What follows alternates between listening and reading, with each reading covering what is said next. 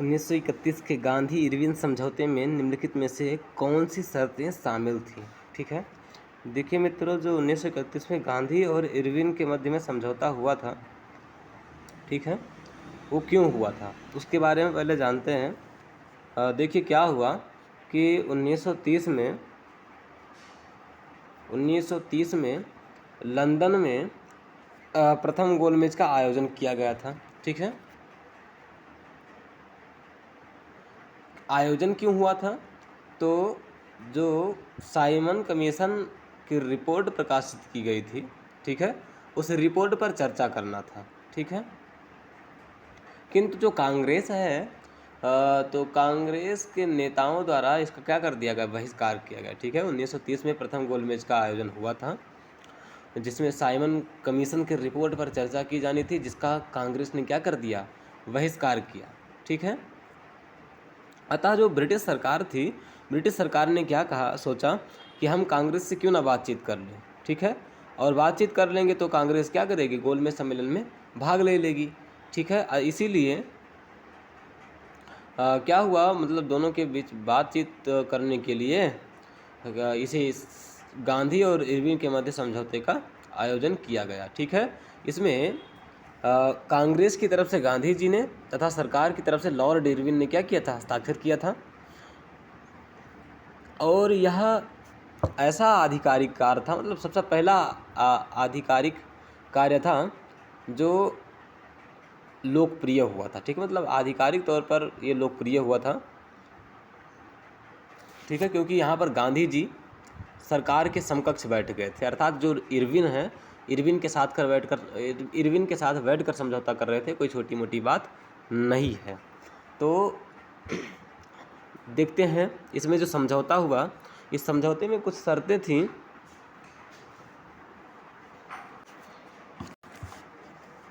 जिसको कुछ गांधी जी को स्वीकार करना पड़ा, कुछ सरकार को स्वीकार करना पड़ा। ठीक है, तो गांधी जी ने क्या शर्तें स्वीकार की थी और क्या शर्तें सरकार ने स्वीकार की थी, ये दोनों जान लेते हैं। ठीक है, सबसे पहली शर्तें क्या थी, गांधी जी ने कहा था कि हिंसा के लिए, अर्थात जो सविनय अवज्ञा आंदोलन चल रहा था उसमें जो हिंसा के लिए दोषी नहीं पाए गए राजनीतिक बंदी हैं, उनकी रिहाई कर दी जाए। ठीक है, अर्थात जो अहिंसक राजनीतिक बंदी हैं, उन राजनीतिक बंदियों की रिहाई कर दी जाए। ठीक है, तत्काल उनकी रिहाई होनी चाहिए।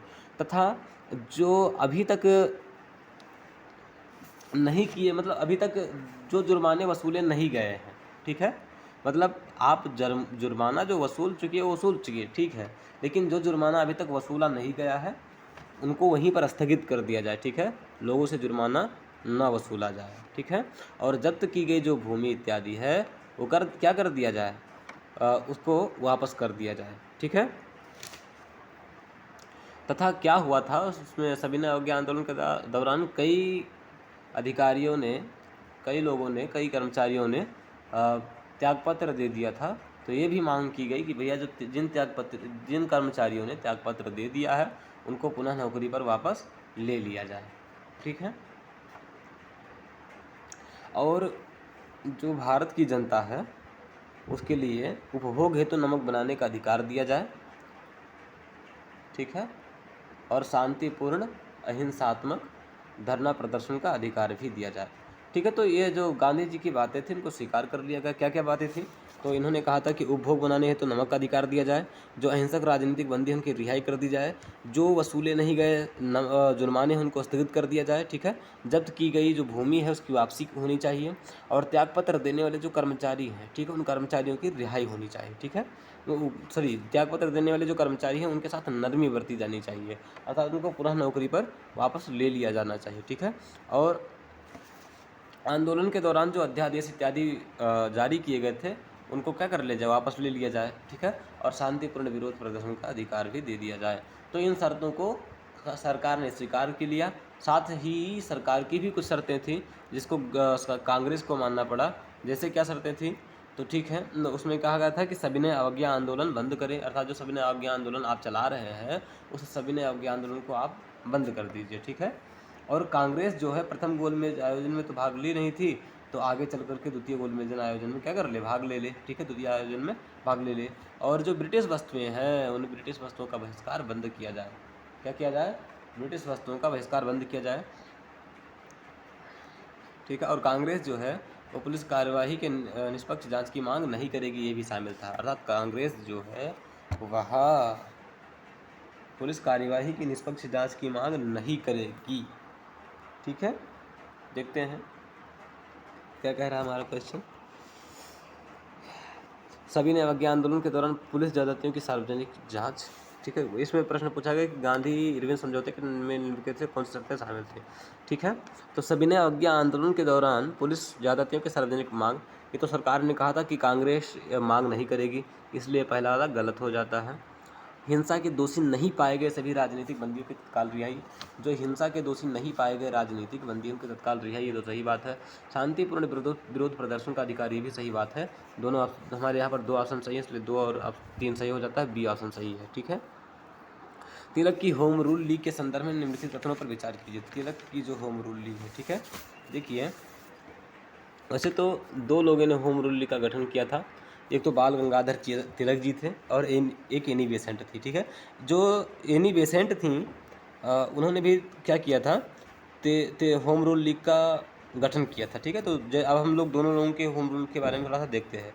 तिलक जी की जो होम रूल लीग थी उसकी स्थापना पूना में हुआ था, ठीक है। पूना में एक बेलगाम नाम का स्थान है, उस स्थान पर इनका स्थापना हुआ था, ठीक है। और जो एनी बेसेंट की होम रूल लीग है उसकी स्थापना मद्रास में हुई थी, अडयार में, अडयार मद्रास में इसकी स्थापना हुई थी, ठीक है। कहाँ पर हुई थी, अडयार मद्रास में हुई थी। और जो इनका तिलक जी का होम रूल लीग है, इसका क्षेत्राधिकार क्या कहाँ कहाँ तक था, तो ये मध्य प्रांत में था, कर्नाटक में था, ठीक है, महाराष्ट्र में था, मुंबई को छोड़कर महाराष्ट्र में था, और बरार क्षेत्र में था, ठीक है। जो तिलक जी की होम रूल लीग थी इसकी 6 शाखाएँ थी। इसका मुख्यालय पूना में था, ठीक है। किसका मुख्यालय, तिलक जी की होम रूल लीग का मुख्यालय पूना में था, ठीक है। और इसे महाराष्ट्र होम लीग के नाम से भी जाना जाता है, ठीक है। इसे किसे जाना जाता है, महाराष्ट्र होम रूल लीग के नाम से भी जाना जाता है। और इनकी मांगें क्या थीं, तो इनका मांग था स्वराज, भाषाई राज्य का गठन, ठीक है, भाषाई राज्य का गठन होना चाहिए, और स्थानीय भाषा में शिक्षा मिलनी चाहिए, ठीक है। और एनी बेसेंट जी की जो होम रूल लीग थी, बता दिया हूँ कि स्थापना इनका अडयार मद्रास में हुआ था, और इनको बम्बई और शेष भारत, अर्थात जो तिलक जी से बचा हुआ स्थल है, ठीक है, वहाँ शेष भारत में इनको प्रचार करना था। और इनके होम रूल लीग का नाम तक क्या था, तो इंडियन होम रूल लीग। याद रखिए, जो हमारे तिलक जी का होम रूल लीग था उसका नाम था महाराष्ट्र होम रूल लीग। किंतु जो एनी बेसेंट का होम रूल लीग था उसका नाम था इंडियन होम रूल लीग। इसकी शाखाएं जो हैं वो थियोसॉफिकल सोसाइटी की जितनी भी शाखाएं थी उन थियोसॉफिकल सोसाइटी की सभी शाखाएं इसकी शाखाएं बन गई, ठीक है। लगभग 200 शाखाएं पूरे भारत में इसकी थी, ठीक है। इसका मुख्यालय कहाँ था, तो मद्रास में था, मुख्यालय मद्रास में था। अध्यक्ष इसके एनी बेसेंट थी, और सचिव इसके जॉर्ज अरुंडले थे, ठीक है, सचिव जॉर्ज अरुंडले। और इसमें बाद में जवाहरलाल नेहरू, सुरेंद्र नाथ बनर्जी, ठीक है, मोतीलाल नेहरू, सॉरी मालवीय जी, जिन्ना इत्यादि क्या हुए इस लीग में शामिल हो गए थे, ठीक है। याद रखिए, जो तिलक जी की होम रूल लीग है उसमें तिलक जी ने स्वयं कोई भी पद ग्रहण नहीं किया था, इन सब बातों को याद रखिए। इसके अंतर्गत होम रूल लीग की विचारधारा के प्रचार प्रसार हेतु धार्मिक त्योहारों का एक महत्वपूर्ण रणनीति के रूप में उपयोग किया गया। पहला गलत है, ठीक है। इन्होंने यहाँ पर धार्मिक रूप से कोई भी प्रचार प्रसार नहीं किया था। दूसरा, लीग की मांगों में स्वराज, भाषाई राज्यों का गठन और स्थानीय भाषा में शिक्षा शामिल था, सही बात है। दूसरा कथन हमारा सही है। साइमन कमीशन के संदर्भ में निम्नलिखित कथनों पर विचार कीजिए। साइमन कमीशन, ठीक है, क्या है साइमन कमीशन, तो साइमन कमीशन जो है वो नवंबर 1927 में ब्रिटिश सरकार द्वारा भारतीय विधिक आयोग, जिसे साइमन कमीशन के नाम से जाना जाता है, ठीक है, उसकी नियुक्ति की थी। कब, 19 नवंबर 1927 में ब्रिटिश सरकार द्वारा भारतीय विधिक आयोग की नियुक्ति की गई थी, ठीक है, जिसको हम लोग साइमन कमीशन के नाम से जानते हैं। ये किस लिए की गई थी? तो संवैधानिक सुधारों पर विचार करने के लिए, ठीक है। जो संवैधानिक सुधार हैं, जो मान लीजिए कि 1919 का मॉन्टेग्यू चेम्सफोर्ड सुधार आया था, उसमें प्रावधान था कि भैया 10 वर्ष बाद एक आयोग का गठन किया जाएगा, ठीक है। इसीलिए इन्होंने क्या किया गया, इसका गठन किया गया था, ठीक है। इसमें 7 सदस्य थे, सभी अंग्रेज थे, ठीक है। 7 के 7 सदस्य क्या थे? अंग्रेज थे। अतः 1927 के मद्रास अधिवेशन में, 1927 में जो मद्रास अधिवेशन हुआ था, उस मद्रास अधिवेशन में डॉक्टर अंसारी अध्यक्ष थे, ठीक है। और इसमें विरोध प्रस्ताव पारित किया गया इसका, किसका? साइमन कमीशन का विरोध प्रस्ताव पारित किया गया, क्योंकि भाई सात के सातों सदस्य अंग्रेज थे और उनको को निर्णय किस पर लेना था? तो भारतीयों पर लेना था। अब भाई भारतीयों पर यदि आप निर्णय ले रहे हैं तो भारतीयों को भी उसमें प्रतिनिधित्व देना चाहिए था ना। आप बाहर से आ रहे हैं, इंग्लैंड से, और आकर के यहाँ पर भारतीयों के ऊपर निर्णय ले रहे हैं, तो इसीलिए ये लोग क्या हो गए? नाराज हो गए और 1927 के मद्रास अधिवेशन में इन लोगों ने विरोध प्रस्ताव पारित कर दिया, ठीक है। और इसका जो मुस्लिम लीग है और हिंदू महासभा है, उन्होंने भी इसका समर्थन किया था, ठीक है। मुस्लिम लीग और हिंदू महासभा ने भी क्या किया था? इसका समर्थन किया था। किसका? विरोध प्रस्ताव का समर्थन किया था, ठीक है। और क्या हुआ? इसका जो विरोध है वो मद्रास, लखनऊ, लाहौर, ठीक है, इत्यादि स्थलों पर प्रारंभ हो गया, ठीक है। इसका विरोध प्रारंभ हो गया। मद्रास में जो है टी प्रकाशम नाम के व्यक्ति हैं, ठीक है। क्या नाम है? टी प्रकाशम। टी प्रकाशम टी प्रकाशम नाम के व्यक्ति हैं। इन्होंने क्या किया? सशस्त्र पुलिस कर्मियों के सामने सीना तान कर ये खड़े हो गए, ठीक है। ये क्या हो गए? सशस्त्र पुलिस कर्मियों के साथ सीना तान कर खड़े हो गए थे, ठीक है। और आगे लखनऊ में एक खली कुंजमा नाम के व्यक्ति थे। उन्होंने साइमन का विरोध करने के लिए साइमन गो बैक लिखे हुए गुब्बारे और पतंगों को उड़ाया, ठीक है। किसको उड़ाया? साइमन गो बैक लिखे हुए गुब्बारे और पतंगों को उनके द्वारा उड़ाया गया था, ठीक है। और लखनऊ में ही जवाहरलाल नेहरू तथा गोविंद बल्लभ पंत, ठीक है। जवाहरलाल नेहरू और गोविंद बल्लभ पंत को पुलिस ने बहुत ज़्यादा पीटा था, ठीक है। उसी समय लाहौर में लाला लाजपत राय जी की पीट करके हत्या कर दी गई थी। वो विरोध कर रहे थे तो उसी में क्या हुआ? इनकी पीट करके हत्या कर दी गई, ठीक है। भगत सिंह ने क्या किया? लाला लाजपत राय जी के मृत्यु का बदला लेने के लिए सैंडर्स नाम के अधिकारी की हत्या कर दी थी, ठीक है। मतलब भगत जी और उनके साथियों ने मिल करके उनकी हत्या कर दी थी। और जो साइमन रिपोर्ट है वो 1930 में प्रकाशित होती है, ठीक है। कब प्रकाशित हुई? 1930 में यह रिपोर्ट प्रकाशित होती है। और इसी के बाद प्रथम गोलमेज आयोजन का आयोजन होता है, ठीक है। तो इस रिपोर्ट में था क्या? तो इस रिपोर्ट में था कि द्वैध शासन का अंत किया जाए। जो भारत में द्वैध शासन लागू है उसका अंत कर दिया जाए, ठीक है। और जो गवर्नर है उस गवर्नर को पूर्ण अधिकार दे दिया जाए, ठीक है। भारत में द्वैध शासन का अंत कर दिया जाए, भारत में द्वैध शासन का अंत कर दिया जाए और प्रांतों में प्रतिनिधि सरकार की स्थापना की जाए, ठीक है। कैसी सरकार होनी चाहिए? प्रतिनिधि सरकार होनी चाहिए, ठीक है। द्वैध शासन का अंत किया जाए, प्रांतों में प्रतिनिधि सरकार की स्थापना होनी चाहिए। गवर्नर को आंतरिक सुरक्षा और प्रशासनिक शक्तियों के संबंध में विवेकाधिकार प्रदान किया जाए, ठीक है। गवर्नर जो है उस गवर्नर को क्या किया जाए? जो आंतरिक सुरक्षा है, ठीक है, क्या है? आंतरिक सुरक्षा और प्रशासनिक शक्ति हैं उनके संबंध में विवेकाधिकार दिया जाए, मतलब अपने आप वो निर्णय ले सके, ठीक है। जो आंतरिक सुरक्षा है उसमें अपने आप वो निर्णय ले सके अपने विवेक से, और जो प्रशासनिक शक्तियाँ हैं उनमें भी वो क्या कर सके? अपने विवेक से निर्णय ले सके। इस चीज़ का अधिकार दे दिया जाए उसको, ठीक है। और मंत्रिमंडल की नियुक्ति का अधिकार गवर्नर को दे दिया जाए था। जो मंत्रिमंडल होता है उसकी जो नियुक्ति है वो कौन करे? गवर्नर करे, ठीक है।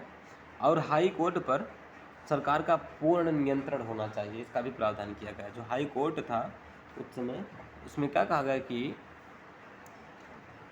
पूर्ण नियंत्रण होना चाहिए, किसका? सरकार का, ठीक है। और जो प्रांतीय विधान परिषद है उसमें सदस्यों में वृद्धि की जाए, ठीक है। प्रांतीय विधान परिषद में सदस्यों की वृद्धि होनी चाहिए। भारत में संघीय शासन हो। भारत में क्या होना चाहिए? भारत में संघीय शासन होना चाहिए, ठीक है। प्रांतों के साथ देसी रियासतों को शामिल किया जाना चाहिए। भारत में संघीय शासन हो और संघीय शासन में प्रांतों को भी शामिल किया जाए और देसी रियासतों को भी शामिल कर लिया जाए, ठीक है। और मतदान जो है यहाँ पर क्या किया गया, मतदान को भी बढ़ाया गया 3% से बढ़ाकर 10% कर दिया गया। कितना कर दिया गया? 3% से मतदान को बढ़ा करके 10% कर दिया गया। सामुदायिक निर्वाचन जो हम लोग जारी मतलब जो सामुदायिक निर्वाचन वाला कॉन्सेप्ट था उसको इन्होंने कहा कि जारी रहना चाहिए और अन्य वर्गों को भी सामुदायिक निर्वाचन दे दिया जाना चाहिए। ठीक है, पहले क्या था कि मुस्लिम इत्यादि को ही प्राप्त था, फिर मॉन्टेग्यू चेम्सफोर्ड सुधार के द्वारा कुछ लोगों को जैसे सिख इत्यादि को प्रदान किया गया। ठीक है, बाद में इन्होंने कहा कि भैया और अन्य लोगों को भी दे दिया जाए और ये जारी रहना चाहिए। ठीक है, तथा कहा गया कि जो बर्मा है, बर्मा मतलब वर्तमान म्यांमार, उसको भारत से अलग कर दिया जाए और जो सिंध है उसको मुंबई से अलग कर दिया जाए। ठीक है, सिंध को बॉम्बे से अलग कर दिया जाए। ठीक है, और केंद्रीय विधानमंडल में चुनाव अप्रत्यक्ष होना चाहिए। जो केंद्रीय विधानमंडल है उस केंद्रीय विधानमंडल में चुनाव अब क्या हो, अप्रत्यक्ष हो। ठीक है, और भारतीय सेना का भारतीयकरण किया जाए और आगे चल करके गोलमेज सम्मेलन बुलाया जाए। ठीक है, पश्चिमोत्तर सीमा प्रांत तथा बलूचिस्तान में विधानमंडल की स्थापना की जानी चाहिए। सब बहुत सारे प्रावधान थे, मैं कितना बता दूं। तो देखते हैं क्वेश्चन क्या कह रहा है। साइमन कमीशन के संदर्भ में निम्नलिखित कथनों पर विचार कीजिए। कमीशन के सभी सदस्य अंग्रेज थे, एकदम सही बात है। कमीशन के सभी सदस्य क्या थे, अंग्रेज थे। कमीशन की नियुक्ति ब्रिटिश भारत में आगे के संवैधानिक सुधारों के प्रश्न पर विचार करने के लिए की गई थी, एकदम सही बात है। साइमन कमीशन की रिपोर्ट में ब्रिटिश भारत के लिए डोमिनियन स्टेटस की सिफारिश की गई थी, ये गलत बात है। 1 और 2 हमारा सही हो जाता है। डोमिनियन स्टेटस की इसमें चर्चा नहीं की गई थी। ठीक है, चौथा क्वेश्चन हम लोग देखते हैं।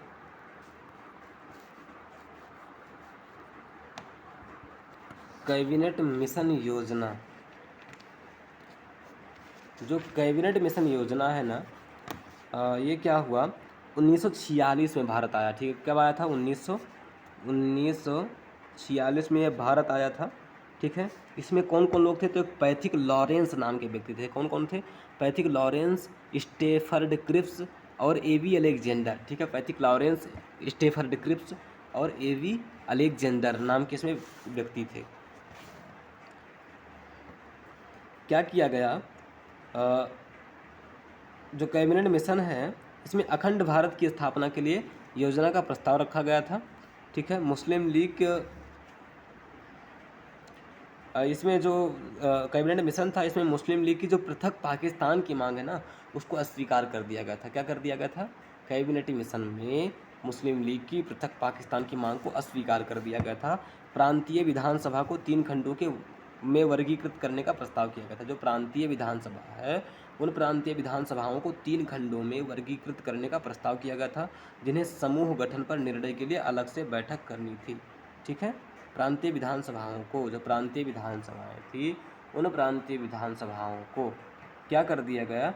3 समूहों में वर्गीकृत करने का प्रस्ताव किया गया। ठीक है, जिन्हें समूह गठन पर निर्णय लेने के लिए अलग से बैठक करनी थी। ठीक है, इसमें क्या किया गया कि 3 समूहों में इसको बांट दिया गया। ठीक है, तो भाग का हो गया, भाग का, भाग खा, भाग गा। भाग का में कौन कौन थे? तो भाग का में जो है मद्रास। ठीक है, क्या था? मद्रास, बॉम्बे, मद्रास, बॉम्बे, संयुक्त प्रांत, बिहार, ठीक है, और मध्य प्रांत और उड़ीसा। क्या क्या शामिल थे? मद्रास, बॉम्बे, संयुक्त प्रांत, बिहार, मध्य प्रांत और उड़ीसा। ठीक है, ये बहुत सारे थे। और भाग खा की यदि बात करें तो इसमें पंजाब था, पंजाब, पंजाब उत्तर पश्चिमी सीमा प्रांत। ठीक है, उत्तर पश्चिमी सीमा प्रांत था और सिंध। ठीक है, इसमें सिंध था ऊपर वाला भाग, पंजाब, उत्तर पश्चिमी सीमा प्रांत और सिंध। और भाग गा की यदि बात करें तो इसमें सिर्फ क्या था? बंगाल शामिल था। इसमें बंगाल शामिल था, बंगाल प्लस असम था। ठीक है, असम। तो जो भाग का है उसमें मद्रास, बॉम्बे, संयुक्त प्रांत, बिहार, मध्य प्रांत, उड़ीसा इत्यादि। और भाग खा जो है उसमें पंजाब हो गया, उत्तर पश्चिमी सीमा प्रांत हो गया, सिंध हो गया, सब शामिल थे। ठीक है, और जो भाग गा है बंगाल और असम इसमें शामिल थे। और इसमें कहा गया था कि जो रक्षा मामले हैं, विदेशी मामले हैं, संचार मामले हैं, ठीक है, रक्षा विदेशी और संचार मामले जो है वो कहाँ पर रहना चाहिए, तो केंद्र सरकार के अधीन होना चाहिए, ठीक है। और जो अन्य शक्तियाँ हैं इसके अतिरिक्त वो कहाँ पर होना चाहिए था, वे शक्तियाँ प्रांतों में निहित होनी चाहिए, ठीक है। तो इसमें कई बातें हमने बता दिया। देखते हैं क्वेश्चन का है। इसने पाकिस्तान की पृथक मांग को अस्वीकृत कर दिया था, एकदम इसने पाकिस्तान की मांग को क्या कर दिया था, अस्वीकृत कर दिया था, ये सही बात है। दूसरा,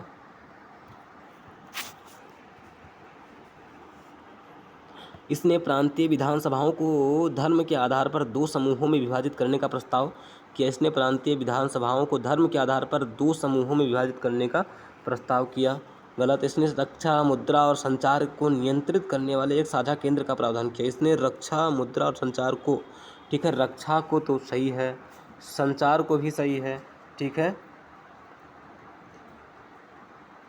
किंतु मुद्रा वाली जो बात है, वो मुद्रा वाली बात जो है ना, वह बात इसमें नहीं की गई थी, इसलिए तीसरा भी क्या हो जाता है, गलत हो जाता है। इसमें क्या क्या बात कही गई थी कि जो रक्षा, विदेशी और संचार मामले हैं, ठीक है, वो केंद्र के पास होनी चाहिए। मुद्रा की कहीं कहीं बात नहीं की गई थी, इसलिए तीसरा वाला गलत हो जाता है, ठीक है। तो हमारा यहाँ पर क्या है, केवल एक ऑप्शन, ए ऑप्शन हमारा सही हो जाता है।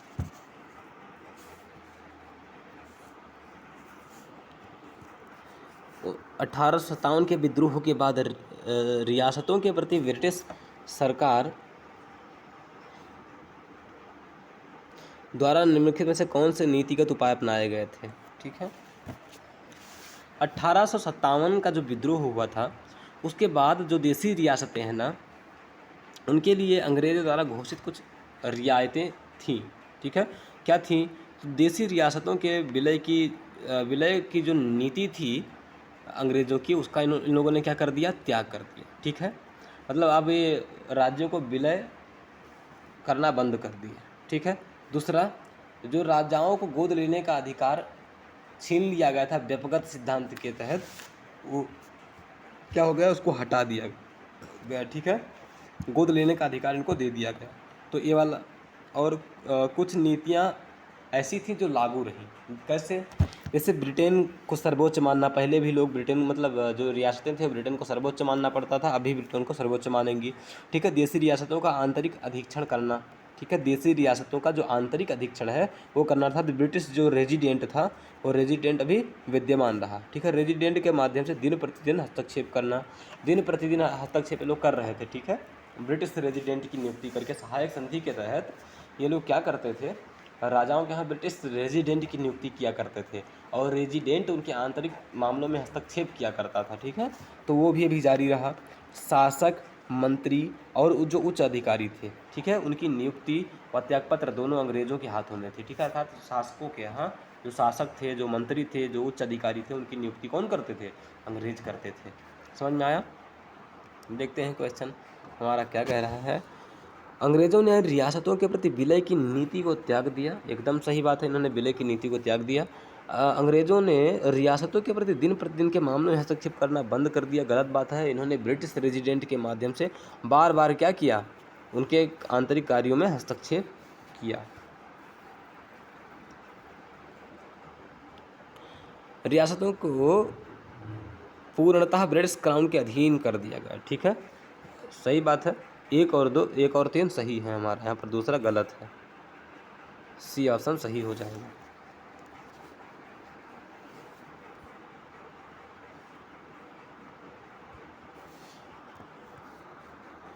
भारत छोड़ो आंदोलन 1942, भारत छोड़ो आंदोलन 1942 के दौरान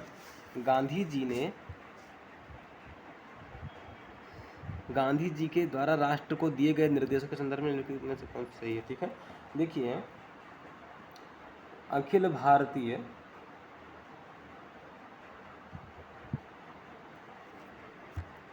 भारतीय जो कांग्रेस है, कांग्रेस कमेटी है, अखिल भारतीय AINCC जो है उसकी बैठक में, ठीक है, उसका बैठक हुआ था ग्वालियर टैंक मैदान में।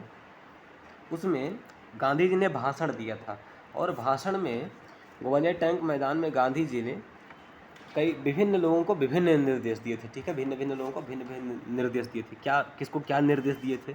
तो उन्होंने सरकारी सेवक जो थे, ठीक है, जो सरकार के अंडर में काम कर रहे थे, उनसे क्या कहा कि वे जो सरकारी सेवक हैं वो त्याग पत्र देने पर आतुर थे। तो इन्होंने उनको मना किया कि भैया आप लोग त्याग पत्र ना दें, अपितु क्या कीजिए, आप खुले तौर पर कांग्रेस के प्रति निष्ठा घोषित कर दीजिए। क्या कर दीजिए? कांग्रेस के प्रति निष्ठा घोषित करिए। आपको त्याग पत्र देने से क्या मिलने वाला है? कुछ नहीं मिलने वाला है। यदि आप सरकार में बने रहेंगे और हमारी मदद करेंगे तो हम आंतरिक रूप से उनको कमज़ोर कर सकते हैं, ठीक है। तो सरकारी सेवकों से कहा कि वे त्यागपत्र न दें, अपितु खुले तौर पर कांग्रेस के प्रति निष्ठा घोषित करें, ठीक है।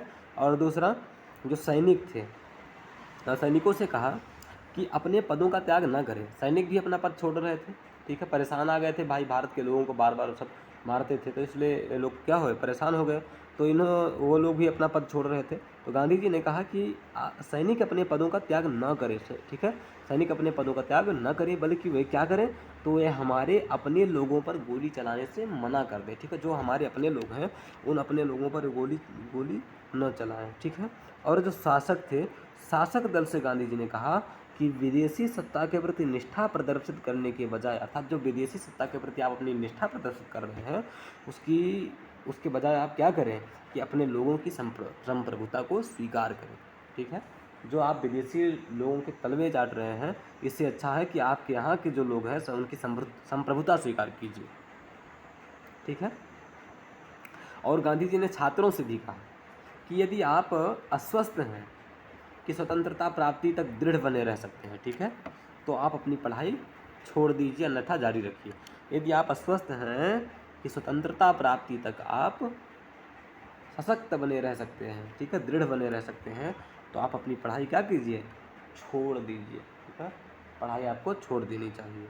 और किसानों से कहा कि जिनमें साहस है वे अपना सब कुछ जोखिम में डालने के लिए तैयार हैं हो, तथा भू राजस्व का भुगतान करने से मना कर दें, ठीक है। भू राजस्व का याद रखिए, सिर्फ भू राजस्व का भुगतान करने से इन्होंने क्या किया था, गांधी जी ने मना किया था, ठीक है।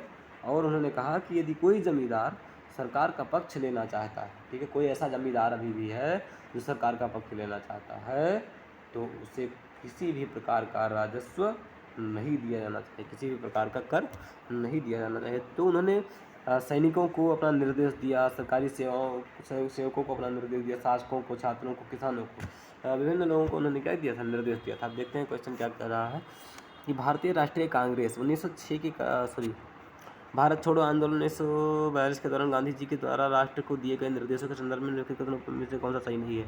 सरकारी सेवकों से कहा गया कि वे त्यागपत्र दे दें और खुले तौर पर कांग्रेस के प्रति अपनी निष्ठा की घोषणा करें। पहला गलत है, ठीक है। वो कहा गया था सरकारी सेवकों से कि भैया आप लोग त्यागपत्र ना दो, ठीक है, अभी तो क्या करो, आप मतलब त्यागपत्र मत दीजिए, नौकरी पर बने रहिए और हमारे प्रति निष्ठा घोषित कीजिए, ठीक है, इसलिए गलत है।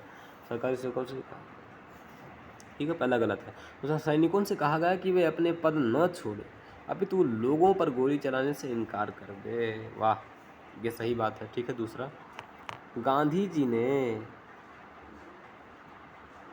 रियासतों से कहा कि वे विदेशी सत्ता के प्रति निष्ठा प्रदर्शित करने के बजाय अपने ही लोगों की संप्रभुता को स्वीकार करें। गांधी जी ने रियासतों से कहा कि वे विदेशी सत्ता के प्रति निष्ठा प्रदर्शित करने के बजाय अपने ही लोगों की संप्रभुता स्वीकार करें। ये भी कथन सही है। तीसरा भी सही है, किसान भू राजस्व का भुगतान करने से मना कर दें और रैयतें किसी भी जमींदार को कोई कर देने से साफ इनकार कर दें, ठीक है। ये कथन क्या हो जाता है, पहली बात तो यहाँ तक तो सही है, ठीक है, भू राजस्व देने से मना कर दे, किंतु जो रैयतें हैं किसी भी जमींदार को कोई कर देने से साफ इनकार कर दे, ये गलत हो जाता है, ठीक है। दूसरी लाइन गलत हो जाती है, इसलिए ये पूरा सही गलत है, ठीक है। तो देख लीजिए, पहला चौथा जहाँ हो उसको सीधा हटा दीजिए, दूसरा और तीसरा हमारा क्या है, सही ऑप्शन है। दूसरा तीसरा क्या है, सही है।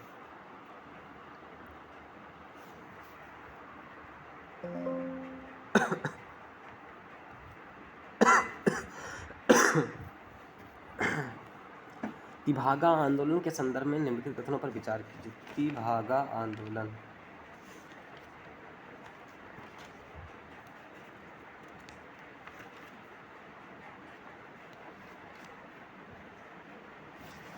तिभागा आंदोलन जो है ना मित्रों, वह बहुत अच्छा आंदोलन था। यह 1946 से 47 के बीच में हुआ। कब हुआ? 1946 से 47 के मध्य में यह आंदोलन हुआ। अब आपके मन में प्रश्न होगा कि भैया ये आंदोलन कहाँ हुआ था? तो ये आंदोलन जान लीजिए कि बंगाल में हुआ था। कहाँ हुआ था? बंगाल में यह आंदोलन किया गया था। ठीक है, क्यों किया गया था, किसने किया था, ये सब आपके मन में नाना प्रकार के प्रश्न होंगे जिनका उत्तर मैं एक एक करके दे रहा हूँ। ठीक है, तो 1946-47 के मध्य में यह बंगाल में हुआ था। ठीक है, बंगाल क्षेत्र के जो बटाईदार थे, बटाईदार क्या होते हैं? तो बटाईदार आप लोग यदि गांव से होंगे तो भली भांति पूर्वक आप लोग बटाईदारों को जानते होंगे, और यदि नहीं जानते हैं तो मैं आपको बता देता हूँ। देखिए, जैसे आप खेत के मालिक हैं, कोई दूसरा व्यक्ति है जिसके पास खेत कम है, वह खेत ढूंढ रहा है कि मुझे बोने के लिए दे दे, मैं उसको, जो मुझे खेत बोने के लिए देगा मैं उसको आधा अनाज दे दिया करूँगा। ठीक है, तो इस प्रकार के जो बटाईदार हैं, तो बटाईदारों ने क्या किया था? हाँ, तो आधा अनाज दे करके खेत लेने वाले जो होते हैं उन्हीं को क्या कहा जाता है? बटाईदार कहा जाता है। ठीक है, और जो खेत देते हैं उन्हें जोतदार कहा जाता है। ठीक है, तो याद रखिए यहाँ पर जो बटाईदार हैं, उन बटाईदारों ने जोतदारों के विरुद्ध आंदोलन किया था। ठीक है, तिभागा आंदोलन क्यों हुआ था? तो बटाईदारों ने क्षेत्र के जो जोतदार थे उन जोतदारों के विरुद्ध किए थे। ठीक है, अब आपके मन में प्रश्न होगा कि क्यों किया था भाई, क्या दिक्कत आ गई थी इनको? ठीक है, तो उसके लिए हम कहेंगे कि भैया जब किसी का शोषण होता है तभी वह आवाज़ उठाना प्रारंभ करता है, तो अवश्य ही इनके साथ भी शोषण हुआ होगा। ठीक है, तो यहाँ क्या हुआ था, जो जोतदार थे वो इनका शोषण कर रहे थे। ठीक है भाई, इतने मेहनत से बो रहे हैं, आधा अनाज वो बिना कुछ किए ही उठा ले रहे हैं, ये छोटी मोटी बात है? ये शोषण तो है ही। तो देखिए यहाँ पर क्या हुआ कि जो जोतदार थे ना, उनके पास भूमि का एक बड़ा हिस्सा था। ठीक है, तथा इनके पास जो गरीब काश्तकार होते थे, स्थानीय बाजार होते थे, स्थानीय बाजार मतलब आसपास के जो बाजार होते थे, और जो साहूकारी आदि होता था, इन पर नियंत्रण होता था। ठीक है, काश्तकारों पर भी नियंत्रण रखते थे, बाजारों पर भी नियंत्रण रखते थे, और साहूकार आदि पर भी नियंत्रण रखते थे। कौन? जोतदार लोग। ठीक है, और जो ग्रामीण बस्तियां थी, उन बस्तियों में जमींदारों की तुलना में ये अधिक प्रभुत्व संपन्न थे। ठीक है, मतलब जमींदारों से भी ज़्यादा बड़े बड़े ये लोग हुआ करते थे। तो इसमें ये जो तिभागा आंदोलन है, तिभागा आंदोलन में जो ग्रामीण क्षेत्र के किसान थे ना, उन किसानों की बहुत अधिक भागीदारी थी, ग्रामीण क्षेत्र के किसानों की भागीदारी थी। उत्तर बंगाल जो है ना, उत्तर बंगाल मतलब ऊपरी बंगाल जो है, वह इसका केंद्र था। क्या था? तिभागा आंदोलन का केंद्र था। और ये जो आंदोलन है, इसकी जो मांगे हैं वे फ्लाइट कमीशन था। उस फ्लाइट कमीशन की सिफारिशों पर आधारित था। इसमें बटाईदार भूमि से होने वाली उपज के 2/3 भाग की मांग कर रहे थे। ठीक है, जो बटाईदार हैं वो कहते थे भैया हमें जो उपज हो उसका 2/3 हमें दे दीजिए, और जो 1 भाग हो, ठीक है, वो आप ले जाइए। मान लीजिए कि ये है, इसमें 4 भाग कर दीजिए। ठीक है, 4 भाग, इसमें से आप 1 भाग ले जाइए, ये वाला भाग मान लीजिए आप ले जाइए, और 3 भाग हमें दे दीजिए। ठीक है, ये मांग कर रहे थे, लेकिन वो सब मान ही नहीं रहे थे, तो इन लोगों ने क्या कर दिया? आंदोलन कर दिया। ठीक है, इसीलिए तिभागा आंदोलन हो गया, और ये बहुत प्रसिद्ध है, हो सकता है इससे क्वेश्चन बने, इम्पॉर्टेंट है। चलिए,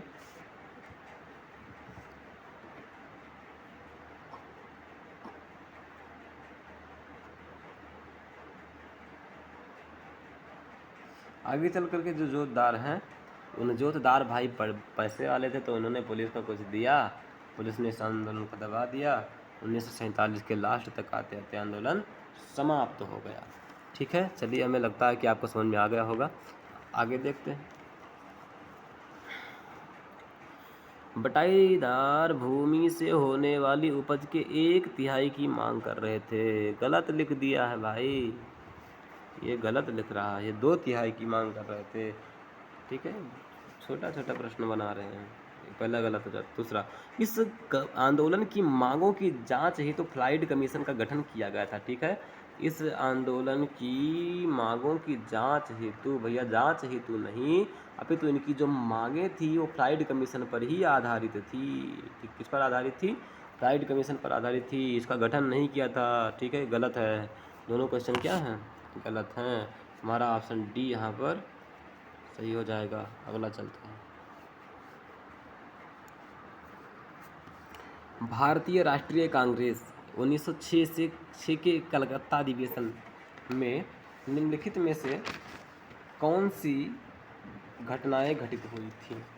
ठीक है, 1906 का जो अधिवेशन है,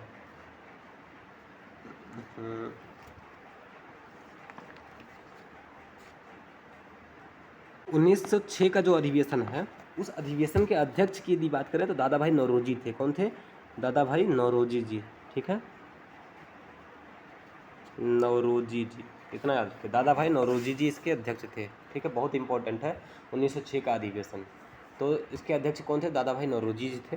ठीक है, और इसमें क्या किया गया था? बंगाल के विभाजन पर प्रस्ताव पारित किया गया था। ठीक है, बंगाल के विभाजन पर प्रस्ताव पारित किया गया था, और इसमें स्वशासन, ठीक है, स्वशासन,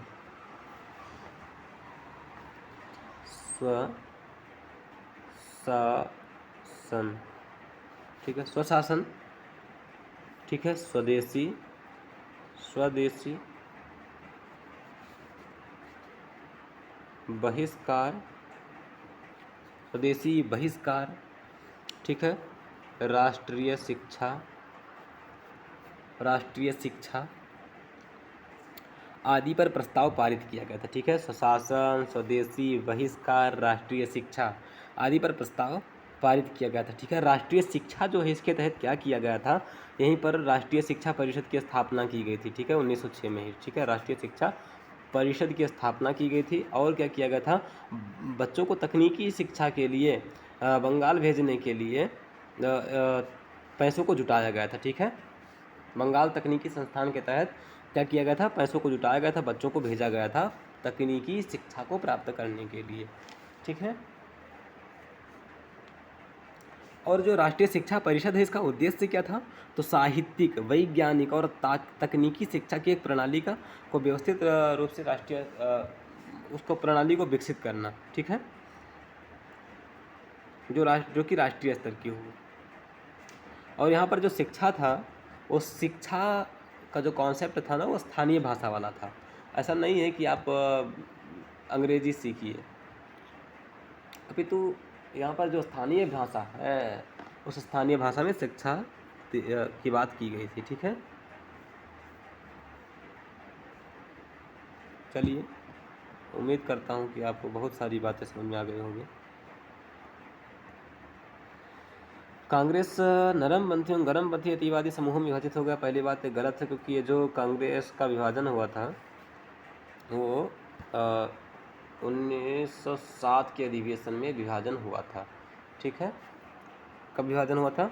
1907 में विभाजन हुआ था। आगे कहीं आएगा तो मैं आपको बता दूंगा। ठीक है, स्वशासन, इसमें स्वशासन, स्वराज का प्रस्ताव, राष्ट्रीय शिक्षा प्रस्ताव, राष्ट्रीय आर्थिक कार्यक्रम प्रस्ताव। ठीक है, ये भैया जी ये वाला भी गलत है। ठीक है, ये दोनों गलत हैं। अब यहाँ पर जहाँ 1 और 4 आपको दिखाई दे दे उसको आपको सही नहीं मारना है।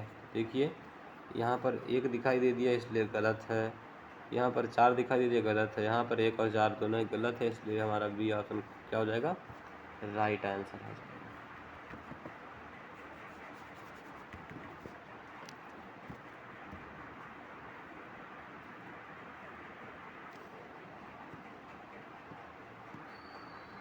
स्वराज पार्टी के संदर्भ में निम्नलिखित कथनों पर विचार कीजिए। स्वराज पार्टी, ठीक है, स्वराज पार्टी की यदि बात की जाए ना, तो देखिए, चित्तरंजन दास जी को आप जानते होंगे। ठीक है, तथा मोतीलाल नेहरू के नेतृत्व में नेताओं का एक समूह जो था, उसने क्या किया? जो कांग्रेस के द्वारा विधान परिषदों का बहिष्कार किया जा रहा था, उस बहिष्कार को इन्होंने न करने का निर्णय लिया। अर्थात कहा कि ये लोग कर रहे हैं, इनको करने दो, हम लोग इसका बहिष्कार नहीं करेंगे, हम लोग तो चुनाव में भाग लेंगे। ठीक है, ये सोचे कि भाई ये सब न तो चुनाव में भाग ले रहे हैं, न लेने दे रहे हैं, और समय निकल जाएगा, हम लोग चुनाव में भाग नहीं ले पाएंगे, इसलिए हम बहिष्कार करना समाप्त करते हैं। हमें चुनाव में भाग लेना चाहिए, क्योंकि हम जब विधान परिषद में जाएंगे तभी तो कुछ कर पाएंगे, नहीं तो यहाँ बैठकर हल्ला करने से क्या फ़ायदा है। तो ये इन लोगों ने सोचा कि हम इसका बहिष्कार नहीं करेंगे, अभी तो क्या करेंगे, हम लोग विधान परिषद के चुनाव में भाग लेंगे। ठीक है, बाद में इन्होंने 1922 में गया का अधिवेशन हुआ। ठीक है, क्या हुआ 1922 में, ठीक है 1922 में 1922 में क्या हुआ, गया का अधिवेशन हुआ। ठीक है, अध्यक्ष कौन थे, स्वयं चित्तरंजन दास जी थे। ठीक है, चित्तरंजन दास जी। ठीक है, चित्तरंजन दास क्या थे, इसके अध्यक्ष थे। चित्तरंजन दास अध्यक्ष थे। उन्होंने विधायिका में प्रवेश करने का प्रस्ताव रखा, अर्थात जो विधान परिषद है उस विधान परिषद में इन्होंने प्रस्ताव रखा कि हम लोगों को भी जाना चाहिए, हम लोगों को चुनाव लड़ना चाहिए, ऐसा प्रस्ताव इन लोगों ने इन्होंने वहाँ पर रखा कांग्रेस में, किंतु वह प्रस्ताव पारित नहीं हो पाया। ठीक है, उस प्रस्ताव को समर्थन नहीं मिला, इसलिए इन लोगों ने क्या कर दिया, कांग्रेस को छोड़ दिया। ठीक है, चित्तरंजन दास जी ने कांग्रेस को छोड़ दिया। इन्होंने क्या किया, 1 जनवरी 1923 को 1 जनवरी 1923 को उन्होंने स्वराज पार्टी का गठन कर लिया। क्या कर लिया, स्वराज पार्टी का गठन कर लिया। 1923 में उन्होंने स्वराज पार्टी का गठन किया, जिसके अध्यक्ष कौन थे, चित्तरंजन दास थे, सचिव मोतीलाल नेहरू थे। ठीक है, और ये जो स्वराज पार्टी है, स्वराज पार्टी कांग्रेस के भीतर ही इसको एक समूह के रूप में कार्य करना था। ठीक है, आगे चल करके जो सेंट्रल विधानसभा थी उसके 101 सीटें थी, उसमें टोटल 101 सीटें थे, उनमें से इन लोगों ने 42 सीटों पर सफलता प्राप्त कर ली। किसने, चित्तरंजन दास जी ने। ठीक है, स्वराज पार्टी वालों ने 101 सीटों में 42 सीटों पर इन्होंने विजय प्राप्त कर ली। ठीक है, और जो सेंट्रल विधानसभा थी उसके अध्यक्ष के रूप में विट्ठल भाई पटेल जी थे, इनको पहला लोकसभा मतलब वही विधानसभा अध्यक्ष बनाया गया। ठीक है, चलिए आप लोग बहुत सी बातें जान गए होंगे।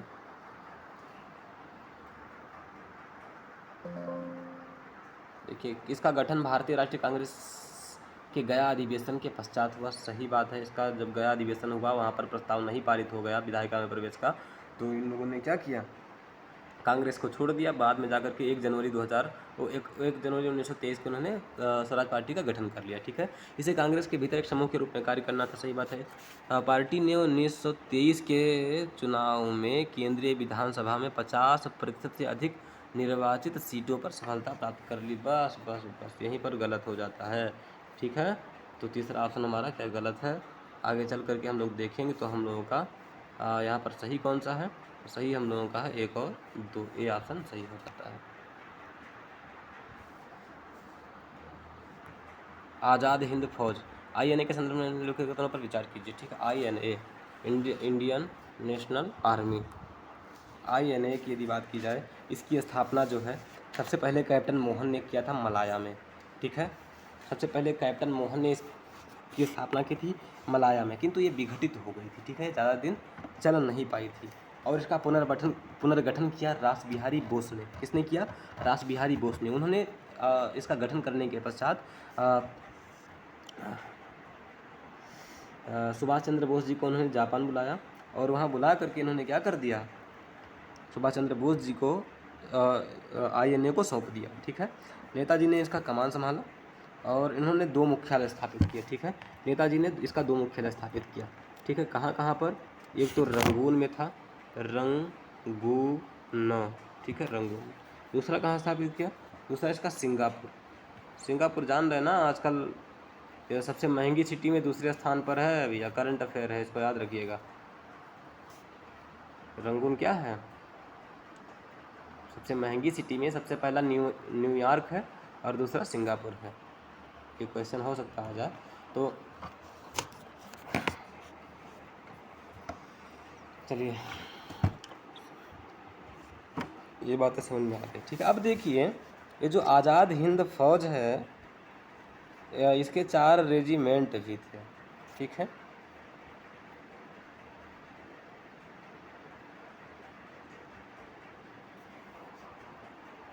चार रेजिमेंट थे जो, उसको मैं आगे बताऊंगा।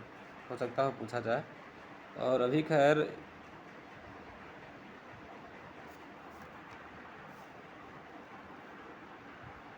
इस क्वेश्चन का आंसर देखते हैं क्या कह रहा है। स्वतंत्र भारत की अस्थायी सरकार का गठन मोहन सिंह ने सिंगापुर में किया था। स्वतंत्र भारत की अस्थायी सरकार का गठन स्वतंत्र भारत की अस्थायी सरकार का गठन किसने किया था? तो हमारे नेताजी ने किया था। ठीक है, इसलिए गलत हो जाता है। सुभाष चंद्र बोस ने सिंगापुर और रंगून में आज़ाद हिंद फौज के मुख्यालय की स्थापना की थी। दूसरा सही हो जाता है। ठीक है, तो यहाँ पर हमारा वी ऑप्शन क्या हो जाएगा? सही हो जाएगा, 10वें का वी। भारत में व्यापार सुगमता को बेहतर बनाने के लिए बाद में करेंगे। निम्नलिखित परिच्छेद पर विचार कीजिए। इस गवर्नर जनरल ने रॉबर्ट क्लाइव द्वारा आरंभ की गई द्वैध शासन प्रणाली को समाप्त कर दिया। ठीक है, ठीक है। देखिए, रॉबर्ट क्लाइव जो है उसने बंगाल पर विजय प्राप्त की थी और उसके पश्चात और एक दो गवर्नर आए। फिर बाद में जा करके एक वारेन हेस्टिंग्स नाम के गवर्नर आए। ठीक है, उनके बारे में बताया जा रहा है। इस गवर्नर ने जनरल रॉबर्ट क्लाइव द्वारा आरंभ की गई द्वैध शासन प्रणाली को समाप्त कर दिया। ठीक है, इसने दस्तक अथवा मुक्त पास की व्यवस्था को भी समाप्त कर दिया। दस्तक और मुक्त पास की जो व्यवस्था थी उसको भी इन्होंने क्या कर दिया? समाप्त कर दिया। और आंतरिक व्यापार को नियंत्रित किया। ठीक है, जो आंतरिक व्यापार था उस पर इन्होंने नियंत्रण बना लिया। इसने मुस्लिम विधियों और संबंधित विषयों के अध्ययन और शिक्षण के लिए कलकत्ता मदरसा की स्थापना की। इसने पूर्व भुगतान डाक व्यवस्था की एक समान प्रणाली भी शुरू की थी। तो कौन थे? वारेन हेस्टिंग्स थे। हमारा बी ऑप्शन सही है। अगला, जाति व्यवस्था के विरुद्ध मानव मात्र के लिए कोई धर्म नहीं, कोई जाति नहीं और कोई ईश्वर नहीं का आह्वान निम्नलिखित में से किस नेता से संबंधित है? ठीक है, देखिए,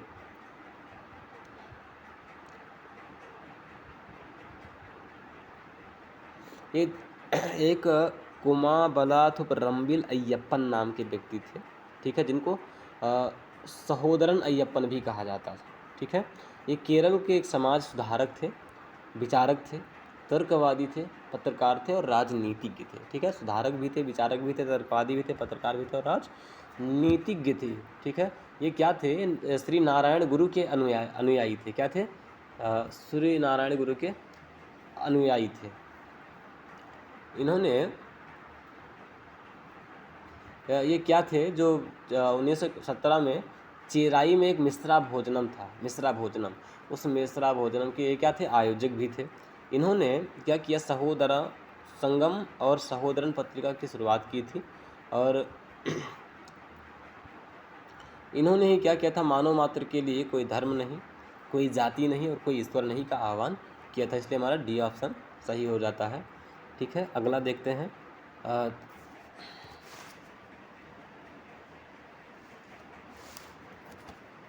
क्वेश्चन नंबर 14,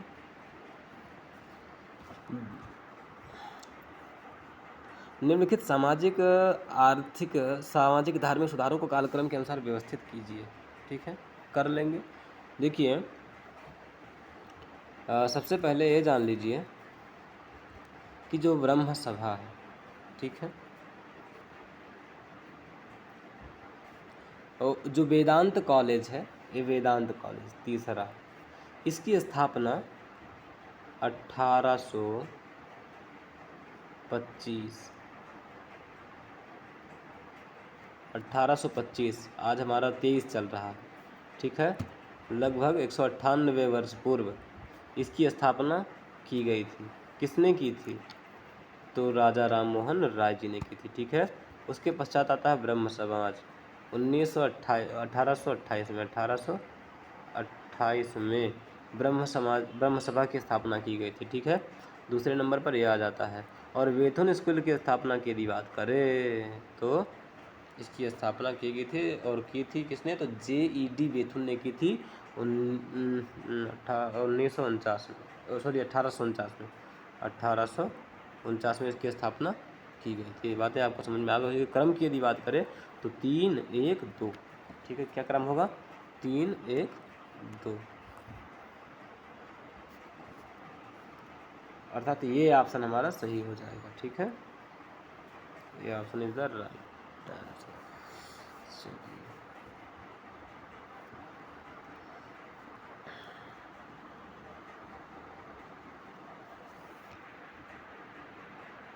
हालांकि भारत में सर्वप्रथम पुर्तगालियों का आगमन हुआ था, परंतु वे पूर्व में लंबे समय तक व्यापारी एकाधिकार को बनाए रखने में असमर्थ रहे थे, क्योंकि इनके व्यापारियों को इसके जमींदारों विजाति वर्णों की तुलना में अधिक शक्ति प्राप्त थी। इसके व्यापारियों को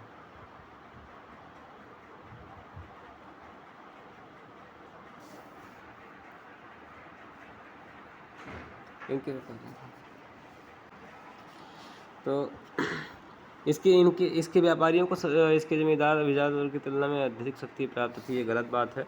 इनके जो व्यापारी थे उनको जमींदारों की तुलना में कम शक्ति प्राप्त थी। ठीक है, ये गलत है।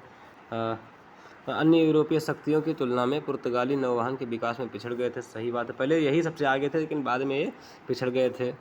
ठीक है, उन्होंने धार्मिक असहिष्णुता की नीति का अनुसरण किया। क्या लगता है आपको, ये धार्मिक असहिष्णुता की नीति का उपयोग कर सकते हैं? कर सकते हैं। ठीक है, उन्होंने धार्मिक असहिष्णुता की नीति का अनुसरण किया। ठीक है, चलिए, तो हमारा यहाँ बी ऑप्शन सही हो जाता है, 15 का बी। अगला चलते भाई साहब, देखते हैं। सहायक संधि प्रणाली के संदर्भ में निम्नलिखित कथनों में से कौन सा सही है? ठीक है, जो सहायक संधि प्रणाली है उसकी यदि बात करें ना, तो सहायक संधि प्रणाली के अंतर्गत क्या होता था?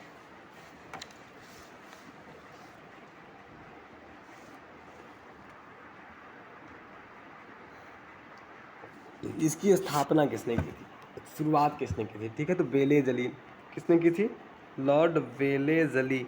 जो वेलेज़ली थे इन्होंने इसकी शुरुआत की थी। ठीक है, वेलेज़ली जो हैं इन्होंने इसको शुरुआत किया था। ठीक है, किस लिए किया था? क्योंकि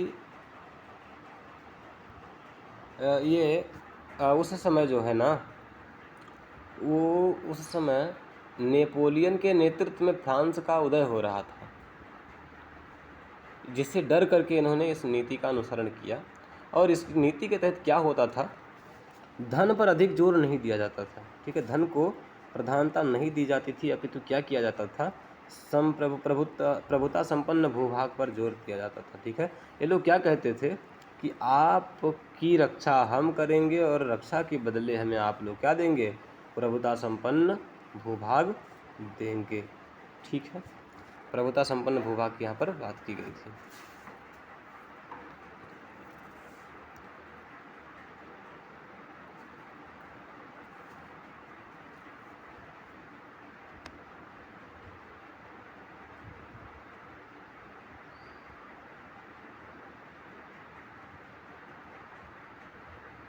ठीक है, और इसके तहत क्या किया जाता था, एक ब्रिटिश रेजिडेंट की भी नियुक्ति की जाती थी।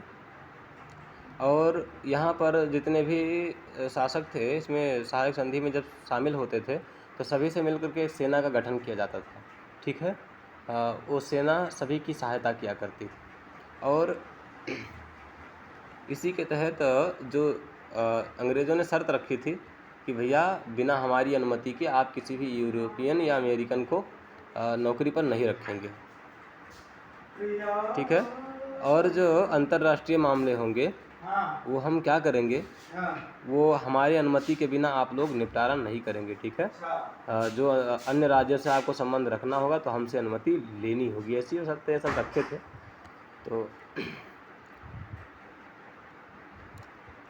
और इसके तहत इन्होंने कई राज्यों का विलय किया। जैसे सबसे पहले हैदराबाद का विलय किया, फिर मैसूर का विलय किया। ठीक है, फिर तंजौर के शासकों का विलय किया, मतलब तंजौर का विलय किया, अवध का विलय किया, पेशवा का विलय किया। ठीक है, कई प्रकार मतलब कई राज्यों का इन्होंने विलय कर लिया। ठीक है, देखते हैं क्वेश्चन क्या कहता है।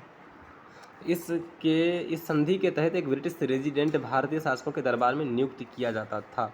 एकदम सही बात है, इस संधि के तहत ब्रिटिश रेजिडेंट नियुक्त किया जाता था। इसे गवर्नर जनरल वारेन हेस्टिंग्स द्वारा लाया गया था। एक गलत बात है, इसे लॉर्ड वेलेज़ली द्वारा लाया गया था। किसके द्वारा लाया गया था? लॉर्ड वेलेज़ली द्वारा लाया गया था। इस संधि का उद्देश्य फ्रांसीसियों को भारत में अपने प्रभाव के विस्तार से दूर रखना था।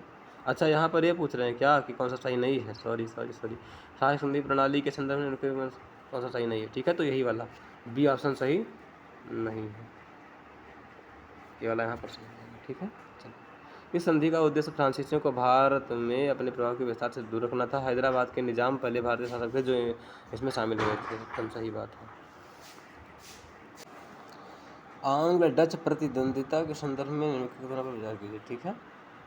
आंग्ल डच समझौते में इंडोनेशिया के मसालों के स्रोत द्वीपों से डचों की वापसी शामिल थी, ठीक है, गलत है। हुगली युद्ध में अंग्रेजों की जीत के कारण भारत में डचों का अंतिम रूप से पतन हो गया, ठीक है। चलिए, बी ऑप्शन हमारा सही हो गया है।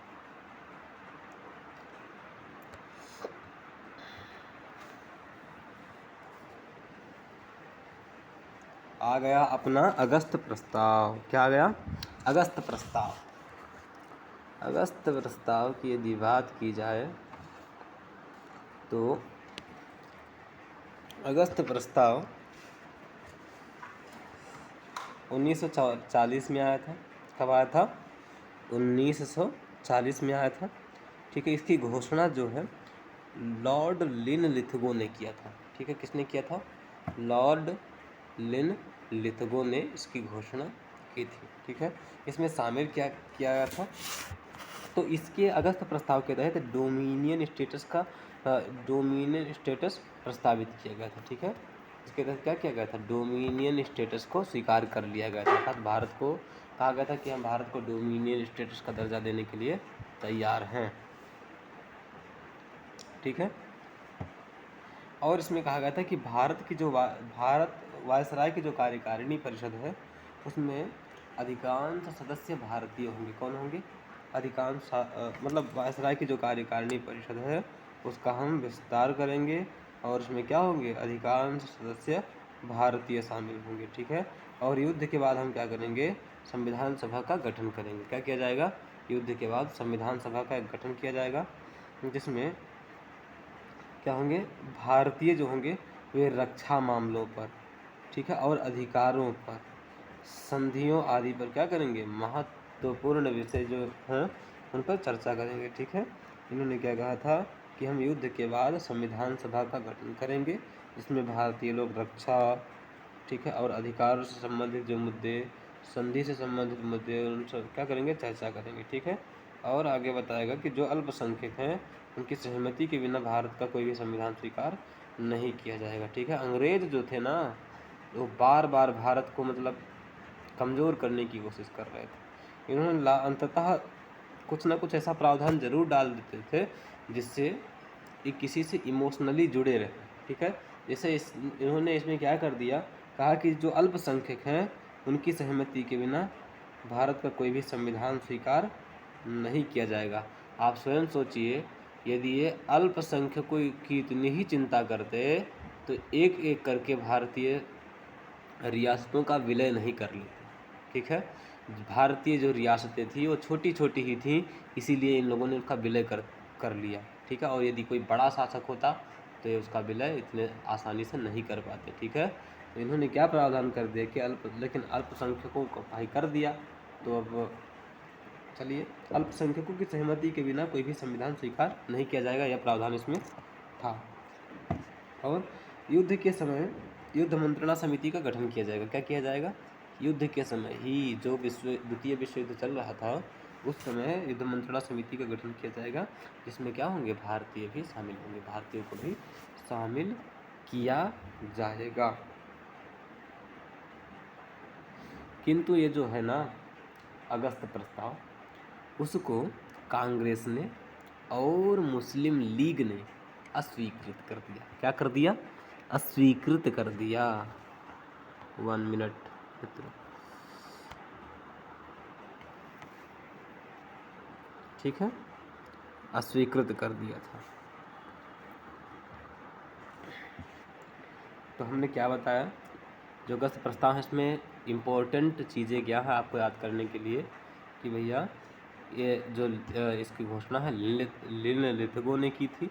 और आपसे प्रश्न बहुत सारे बनेंगे, आपसे हो सकता है कि इसी से रिलेट करके पूछ लिया जाए, या कोई दूसरा जो क्रिप्स मिशन आया था या कोई और करके पूछ लिया जाए ना, तो उसमें पूछ लिया जाएगा कि भैया डोमिनियन स्टेटस किस में प्रस्तावित किया गया था, ठीक है, तो पूछा जा सकता है। तो याद रखिएगा कि जो डोमिनियन स्टेटस है वह अगस्त प्रस्ताव 1940 में ही प्रस्तावित किया गया था, ठीक है। और याद रखिए कि इसके तहत वायसराय की जो कार्यकारिणी है, कार्यकारिणी परिषद, उसका विस्तार किया गया था, जिसमें कहा गया था अधिकांश भारतीय होंगे। युद्ध के बाद एक भारतीय संविधान सभा का गठन किया जाएगा, जिसमें भारतीय रक्षा अधिकार संबंधी और संधियों संबंधी मुद्दों पर क्या करेंगे, फैसला लेंगे, ठीक है। इन सब बातों को कहा गया था। अल्पसंख्यकों के बिना कोई भी संख्या, मतलब जिसमें अल्पसंख्यक सहमत नहीं होंगे ऐसा संविधान भारत में स्वीकार नहीं किया जाएगा, ठीक है। तो ये सब बातें इसमें थी। देखते हैं क्वेश्चन क्या कह रहा है। इसने स्पष्ट रूप से भारत के लिए डोमिनियन प्रस्तावित किया था, ठीक है, सही बात है। युद्ध के बाद एक संविधान सभा का गठन किया जाएगा जहां भारतीय संविधान के संबंध में निर्णय लेंगे, ठीक है। इसने वायसराय की विस्तारित कार्यकारी परिषद में अधिकांश भारतीयों की भागीदारी हेतु प्रावधान किया। तीनों क्वेश्चन हमारे यहाँ पर सही है, ठीक है। अतएव ये ऑप्शन हमारा सही हो जाएगा।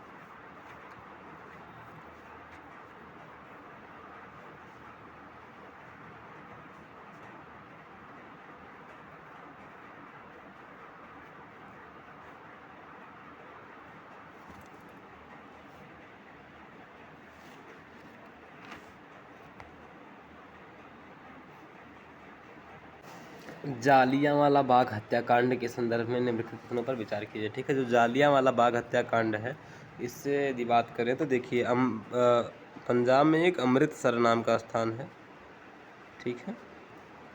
अमृतसर में 10 अप्रैल को, ठीक है, कितने अप्रैल को, 10 अप्रैल को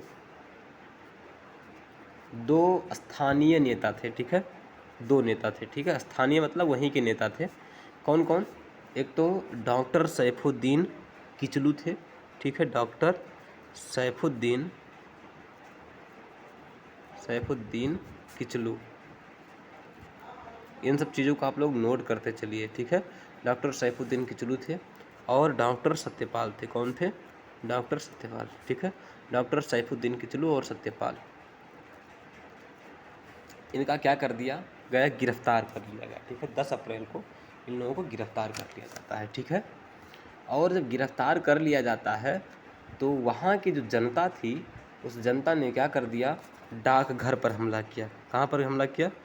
डाक घर पर हमला किया, ठीक है। और टेलीग्राफ के तार को काट दिया गया, ठीक है। डाकघर पर हमला हुआ, टेलीग्राफ के तार काट दिए गए, ठीक है, टेलीग्राफ के तार काट दिए गए। और यूरोपीय लोग जो हैं, जिनमें कुछ महिलाएं भी शामिल थी, उन पर हमला भी किया गया, ठीक है। आगे आकर के सेना को बुलाया गया और जो शहर है ना, उस शहर को जनरल डायर, ठीक है, जनरल डायर को सौंप दिया गया, ठीक है। और जनरल डायर ने क्या किया, कहा कि भैया जो सार्वजनिक सम्मेलन होते हैं, ठीक है, सार्वजनिक सम्मेलन और जो सभाएं होती हैं, ठीक है, उस पर इन्होंने प्रतिबंध लगा दिया, ठीक है। प्रतिबंध लगाने का आदेश जारी कर दिया, ठीक है, याद रखिए। जनरल डायर को इन्होंने सौंप दिया और उन्होंने क्या कर दिया, सम्मेलन और सभाओं पर प्रतिबंध लगा दिया, ठीक है।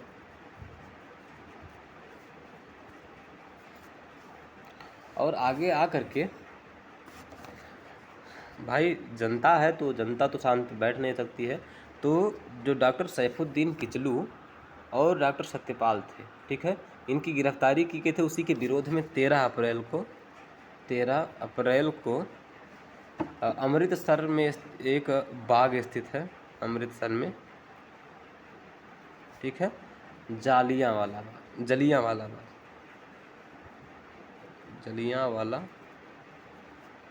बाग, ठीक है। यहाँ पर बहुत ज़्यादा भीड़ जमा हो गई, ठीक है। और ये जो भीड़ थी वो निहत्थी थी, उसके पास किसी भी प्रकार का हथियार नहीं था, ठीक है। और जो जालियांवाला बाग है वो चारों तरफ से इमारतों से घिरा, 3 तरफ से इमारतों से घिरा हुआ है, ठीक है। कैसे घिरा हुआ है तो देख लीजिए, सीधा मान लीजिए कि ये दीवार हो गई 3 तरफ से और इस तरफ से इस प्रकार से घिरा हुआ था। ठीक है, अब यहाँ पर देख लीजिए दीवार है, यहाँ निकलने का मात्र एक ही रास्ता है, यही रास्ता। ठीक है, वो भी ये शायद हमें लगता है घिरा रहा होगा, बीच में थोड़ा सा दरवाज़ा रहा होगा। ठीक है, अब जो जनरल डायर है उसने क्या किया, जो ये बाग है, इस बाग को इन्होंने चारों तरफ से ऐसे फौज के माध्यम से इन्होंने इसको घेर लिया। ठीक है, क्या कर लिया, घेर लिया। ये बाग है, बाग को इन्होंने चारों तरफ से घेर लिया। अब जब घेर लिया और आकर के इन्होंने इस द्वार है ना, इस द्वार पर टैंक खड़ा कर दिया। ठीक है, और दरवाजे पर इन्होंने टैंक खड़ा कर दिया। और जो फौजी लोग थे इन्होंने मशीन गन, ठीक है, और राइफल इत्यादि से क्या कर दिया, जनता पर गोली बरसाना प्रारंभ कर दिया। ठीक है, जनता पर इन्होंने गोली बरसाना प्रारंभ कर दिया। अब चारों तरफ से लोग गोली इधर से मार रहे हैं। ठीक है, तो अब बताइए भीड़ इधर से कहीं भाग सकती है? नहीं भाग सकती भाई। भागेगी कैसे बताइए? मतलब इसमें बंद करके मारा गया, भागने का रास्ता भी नहीं दिया गया यहाँ पर। ठीक है, और मारने के बाद इन लोगों ने क्या कर दिया, मार्शल लॉ लगा दिया। ठीक है, मतलब सैनिक शासन को इन्होंने लागू कर दिया। और जो लोग थे उनको गलियों में दौड़ा दौड़ा करके भी मारा गया। ठीक है, जनता पर मतलब बहुत ज़्यादा अत्याचार किया गया था। और जब ये जो परिघटना है, उस घटना की सूचना जब पूरे देश में फैल गई तो वहाँ पर भय व्याप्त हो गया। भाई इतना खतरनाक तरीके से मार दी। ठीक है, तो क्या हुआ जब ये भय व्याप्त हो गया पूरे देश में, तो जो रविंद्रनाथ टैगोर जी हैं उन्होंने क्या किया, अपने मतलब इसका विरोध किया। और विरोध स्वरूप उन्होंने जो अपनी नाइट हुड की उपाधि है उसको इन्होंने त्याग दिया। ठीक है, किसकी उपाधि, नाइट हुड, नाइट हुड की उपाधि को इन्होंने त्याग दिया था। ठीक है, और आगे चल करके जो फरवरी 1919 है उसमें महात्मा गांधी ने सत्याग्रह का गठन किया, सत्याग्रह सभा का गठन किया था। ठीक है, सत्याग्रह सभा में क्या किया गया था कि रॉलेट कानून जो आया उसका पालन नहीं करेंगे और गिरफ्तारी और जेल में चले जाएंगे। ठीक है, कोई दिक्कत नहीं होगी। और ये जो जलियांवाला बाग हत्याकांड था इसकी जांच के लिए हंटर आयोग का गठन किया गया था। इसका गठन किया गया था हंटर आयोग, हंटर आयोग का गठन किया गया था। और ये जो हंटर आयोग है ना, मात्र यह औपचारिक था। औपचारिक मतलब बस नाम मात्र का दिखावा था। और इसमें क्या हुआ, जो ब्रिटेन की हाउस ऑफ लॉर्ड्स है ना, उन्होंने जनरल डायर के पक्ष में ही मतदान किया था और उन लोगों ने इनका बहुत ज़्यादा मदद किया था। और एक मॉर्निंग पोस्ट नाम का अखबार था, उसने क्या हुआ कि 30,000 पाउंड की राशि मतलब जनरल डायर के लिए उन्होंने इतना सारा पाउंड उपलब्ध करवाया था या एकत्रित करवाया था। ठीक है, मतलब इन लोगों ने खुशी ही मनाया जलियांवाला बाग हत्याकांड के बाद में। ठीक है, जनरल डायर की इन लोगों ने मदद ही की थी एक तरीके से कहा जाए तो। देखते हैं क्वेश्चन क्या है। डॉक्टर सैफुद्दीन किचलू और सत्यपाल की गिरफ्तारी के विरोध में जलियांवाला बाग में भारी भीड़ जमा हो गई थी। इस घटना के बाद महात्मा गांधी ने हत्याकांड के विरुद्ध अखिल भारतीय हड़ताल का आयोजन करने के लिए सत्याग्रह सभा का गठन किया था। ये दूसरा गलत है। इन्होंने क्या किया था, जो सत्याग्रह सभा है उसका गठन तो किया था, सही बात है, लेकिन सत्याग्रह सभा का गठन इसलिए किया था ताकि जो रॉलेट कानून है उस कानून का सामना किया जा सके। ठीक है, उसका विरोध किया जा सके, उसका पालन न किया जाए, इसलिए सत्याग्रह सभा का गठन किया था। इसलिए दूसरा वाला गलत हो जाता है। इस घटना के विरोध में रविंद्रनाथ टैगोर ने अपनी नाइटहुड की उपाधि त्याग दी थी, ये भी सही बात है। हंटर आयोग की रिपोर्ट के बाद हाउस ऑफ लॉर्ड्स ने जलियांवाला बाग में दायर की कार्रवाई के विरुद्ध मतदान किया था। ठीक है, चौथा भी गलत है। 2 और 4 गलत है, 1 और 3 हमारा सही होना चाहिए। सी ऑप्शन सही है। ठीक है।